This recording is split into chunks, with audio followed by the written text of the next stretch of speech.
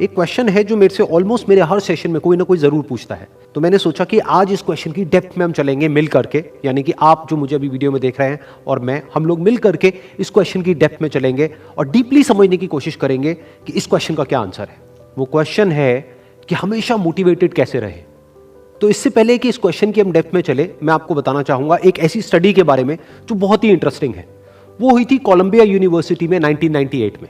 एक प्रोफेसर ने इस स्टडी को किया जिसमें कि बहुत सारे बच्चे थे जो कि सारे 5th स्टैंडर्ड के थे और उनको पजल्स थी बहुत तरह तरह की सॉल्व करने के लिए। उसमें से कुछ पजल्स बहुत ही मुश्किल थी, कुछ बहुत ही आसान थी।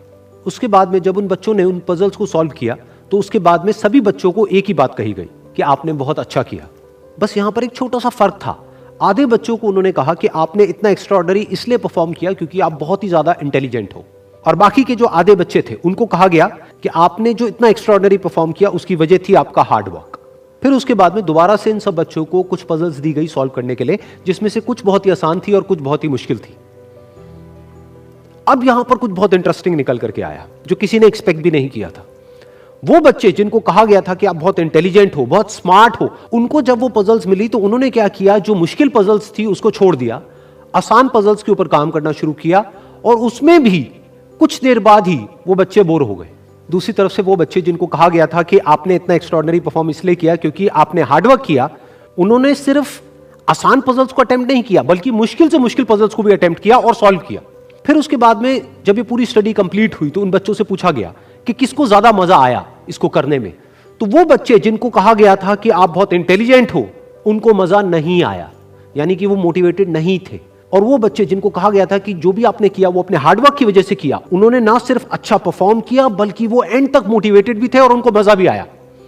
अब ये स्टडी जिसके बारे में मैंने अभी आप लोगों को बताया, ये इतनी इंटरेस्टिंग इसलिए है क्योंकि ये जिस तरीके से हम सोचते हैं, हमारे थॉट पैटर्न को चैलेंज करती है। हम क्या सोचते हैं कि अगर हम पेरेंट्स हैं या हम टीचर्स हैं और अपने बच्चों को हम बोलेंगे कि आप बहुत इंटेलिजेंट हो, आप बहुत स्मार्ट हो, तो वो अच्छा परफॉर्म करेंगे। लेकिन इस स्टडी में एग्जैक्ट उसका ऑपोजिट निकल करके आया है।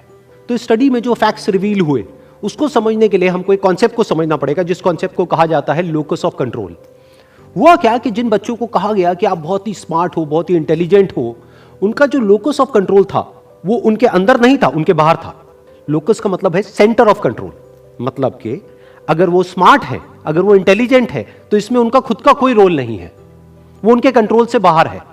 दूसरी तरफ से जिन बच्चों को कहा गया कि जो भी आपने अचीव किया वो अपने हार्डवर्क की वजह से अचीव किया, उनका जो लोकस ऑफ कंट्रोल था वो उनके अंदर था, यानी कि हार्डवर्क पूरी तरह से उनके खुद के हाथ में था कि अब उनके ऊपर है कि वो कितना हार्डवर्क करते हैं।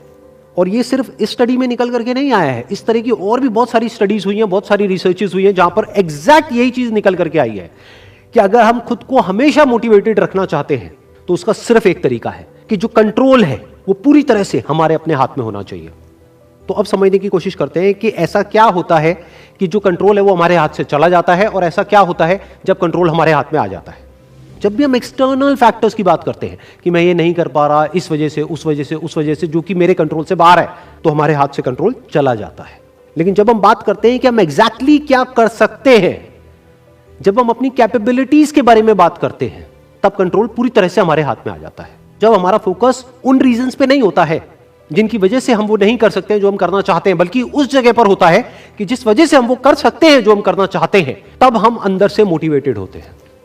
फॉर एग्जाम्पल, आप जिस भी फील्ड में हो, उस फील्ड में कुछ लोग हैं जो टॉप पे बैठे हैं। आपके पास में दो ऑप्शन है। एक, आप बोल सकते हो कि वो लोग, उनके अंदर कुछ स्पेशल है, उनके अंदर कुछ एक्स्ट्राऑर्डिनरी है, उनके अंदर कोई ऐसा टैलेंट है जो आपके अंदर नहीं है, या फिर उनकी किस्मत है जिसकी वजह से वो वहां पर बैठे हैं, या फिर उनके पास में कुछ था, किसी का सपोर्ट था जिस वजह से वो वहां पर है। अगर इसमें से ऐसा आपने कुछ भी बोला तो आप फंस गए। अब आप मोटिवेटेड नहीं रह सकते उस काम को करने के लिए जो आप काम कर रहे हो, क्योंकि अब कंट्रोल आपके हाथ से बाहर है। क्योंकि अब अगर आपके पास में वो है ही नहीं जो उनके पास में है, तो अब आप वो कैसे बन सकते हो जो कि वो बन चुके हैं। लेकिन अगर आप ये बोलते हो कि जिस भी फील्ड में आप हो, उस फील्ड में जो भी टॉप पे बैठे हैं वो वहां पर है अपने हार्डवर्क की वजह से, अपने स्मार्ट वर्क की वजह से, या जो कुछ भी उन्होंने किया, जो कुछ भी उन्होंने सीखा उसकी वजह से, तो अगर वो कर सकते हैं तो मैं भी कर सकता हूं। उन्होंने भी मेरी ही तरह एक ना एक दिन कहीं ना कहीं से शुरुआत करी थी, जहां से कि आज मैं शुरुआत कर रहा हूं। तो मुझ में और उनमें अगर कोई फर्क है तो वो सिर्फ एक है, वो है टाइम का, कि आने वाले 10 साल बाद या 20 साल बाद मैं भी उन्हीं की जगह पर हो सकता हूं या उनसे भी आगे हो सकता हूं जहां पर आज वो है।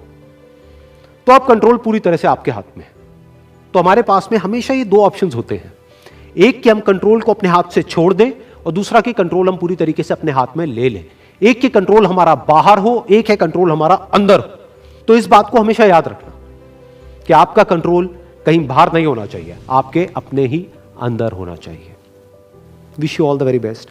Thank you so much.